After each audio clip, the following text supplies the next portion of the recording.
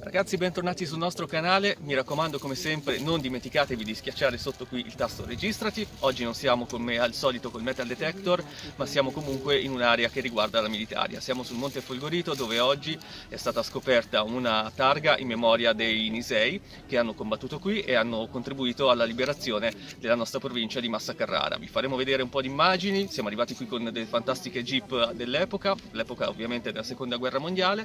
Non ci resta che guardare le immagini bellissime e mi raccomando, come sempre, se volete scoprire tutti i reperti più belli della militaria, trovati col metal e vedere ovviamente le postazioni di guerra, dovete cliccare sotto il tasto iscriviti per rimanere sempre aggiornati. Ciao!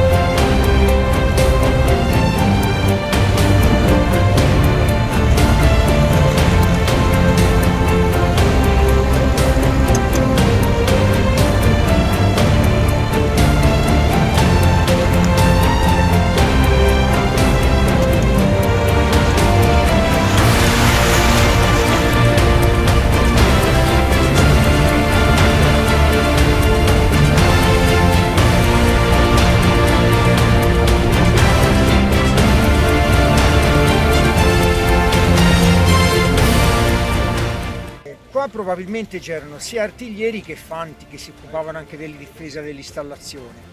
Qua c'era un binocolo molto grande che controllava tutta la linea gotica occidentale. Dicono che fosse un cannocchiale da marina, chi l'ha trovato a guerra finita. Qui più o meno l'osservatorio era come lo vedete ora, solamente che era completamente coperto per motivi di sicurezza. I tedeschi avevano praticato sul tetto una botola che si apriva e chiudeva all'occorrenza. Tutto il camminamento era coperto con tavole, a sua volta ricoperte da zolle d'erba. Però tutto questo non bastò a tenerli in sicurezza. Qua sono stati 8 mesi i tedeschi, dal settembre del 44 all'aprile del 45. Abbiamo i resoconti di civili, sappiamo nomi, sappiamo tutto, che una notte ci fu un violento bombardamento americano e diversi tedeschi furono fatti letteralmente a pezzi, vennero presi dei civili a Montignoso, portati su per sgomberare questi caduti e un civile scendendo perse la testa di un tedesco, fu minacciato, dovette risalire, in qualche modo recuperarla, era incastrata tra i rovi e riportarla giù. E loro salivano da dove, Davide? Quando salivano da Montignoso? Da Vietina, c'è un itinerario che è stato riaperto anni fa. Da Vietina è chiamata anche la via dei tedeschi, salivano fino alle piane del Folgorito direttamente. Poi avevano installato una grossa teleferica con un motore che era stato preso alla Spezia. Era un motore questa teleferica, quindi li riforniva e portava a volte giù anche i morti. Mi hanno detto che e si vede in una combat photo questa teleferica che partiva dal bivio per Vietina. Il fatto storico è questo che coinvolge i Nisei. Dopo mesi di inutili attacchi alla linea gotica si decide di attaccare non frontalmente ma con una manovra d'accerchiamento. Allora viene messo in linea di nascosto il 442 reggimento che arriva la sera del 3 aprile del 45, 3 battaglioni, il 100° si posiziona a Vallecchia e all'alba del 5 aprile attacca quel crinale con nomi in codice degli stati americani: Florida, Georgia, Ohio 1, 2 e 3, Maine, e poi invece il Monte Cerreta non aveva nome, ma gli avevano lasciato il suo nome originale di Monte Cerreta. Quindi il 100° battaglione attacca lì, c'è la famosa azione di Savamune Mori, che muore per proteggere i suoi compagni buttandosi e facendo scudo su una bomba a mano col suo corpo. Questo all'alba del 5 aprile. Il 2° e 3° battaglione invece prendono posizione ad Azzano, che è quel villaggio, anche lì stando nascosti dai tedeschi, che non si accorgono di questo cambio di reparti tra loro e la Paffalo. La sera del 4 aprile sul 5 alle 10 partono dalla località Castello di Azzano, scendendo una mulattiera che li porta alla base del canale di Novello, che risalgono con una marcia totale di 8 ore, un sentiero molto ripido, alcuni scivolano e poi qualcuno sfiora anche le mine, insomma è un viaggio avventuroso condotto di notte, ma portato a termine grazie anche all'aiuto di 8 guide partigiane, e arrivano inosservati alle forche che si trovano qua sul crinale tra Folgorito e Carchio. Alle forche la prima posizione con una decina di tedeschi viene presa nel sonno perché la sentinella si era ritirata dal suo posto e quindi vengono subito tagliati i contatti del campo minato, presi questi tedeschi prigionieri, e la compagnia L si dirige verso il Folgorito, mentre la I si dirige verso il Carchio. A un certo punto comincia la resistenza tedesca. Cosa succede? La compagnia L posa il suo comando qua dietro su un colletto, manda le pattuglie in avascoperta.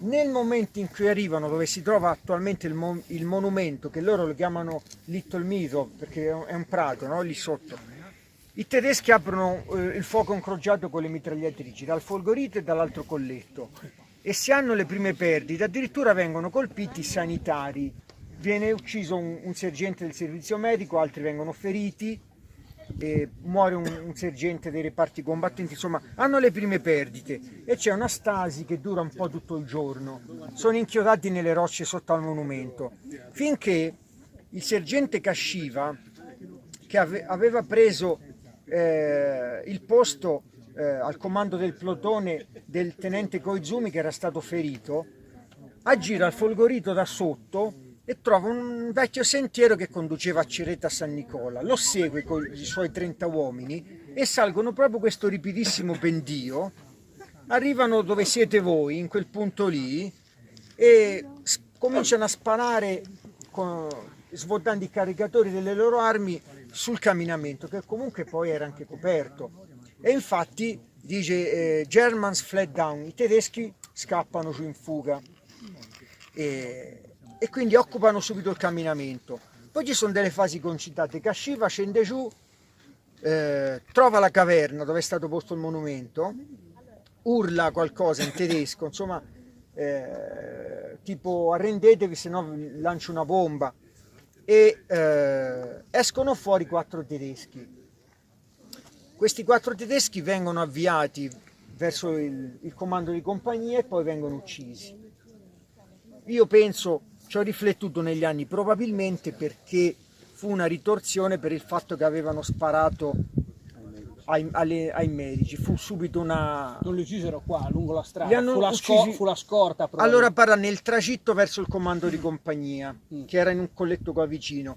Leggendo le memorie di questi soldati, probabilmente persero anche il sentiero, scesero troppo bassi, si disorientarono, fatto sta che uccisero questi tedeschi. Poi Casciva fece mettere a difesa tutta la cima perché sapeva che i tedeschi avrebbero portato un contrattacco, quindi fece praticare dei fori, scoperchiò queste tavole e piazzò tutti i suoi uomini, ma erano in troppi e dovette far scavare anche delle buchette intorno al monte, e furono utili poi perché il giorno dopo ci fu un contrattacco e più tardi si accorgono che sente dei movimenti, era un quinto tedesco che esce dalla caverna, cerca di scappare ma lo uccidono. E quindi questa, con la sera del 5 aprile finiscono quelle che sono le scaramucce. Ecco.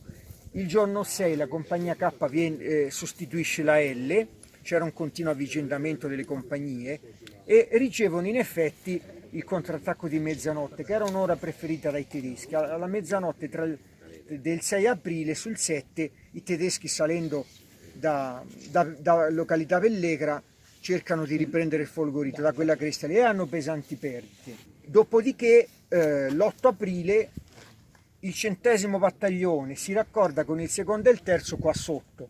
Nell'azione di raccordo muore il capitano Edvard Nichols, che era una figura anche importante. Questo Nichols era uno dei comandanti delle varie compagnie del 100° battaglione. Mentre fanno questa azione, insomma, viene ucciso da una pattuglia tedesca. Vedete, non era ancora sicura l'area, c'erano ancora i tedeschi che si infiltravano, la situazione era confusa. La compagnia I conquista il Monte Carchio il 6 aprile grazie a una cortina di nebbia che scende improvvisa sulla cima. Salgono su, i tedeschi sono già fuggiti. Arriviamo al 7 aprile con i combattimenti del Belvedere, dove viene assegnata la medaglia d'onore del congresso a Yoku Okutsu della compagnia F, che da solo mette a tacere 3 o 4 postazioni tedesche, un atto di grande eroismo come tanti ne fecero appunto i Nisei. E quindi con la battaglia del 7-8 aprile sul Belvedere si chiude appunto il ciclo di combattimenti sostenuti dai Nisei in quest'area.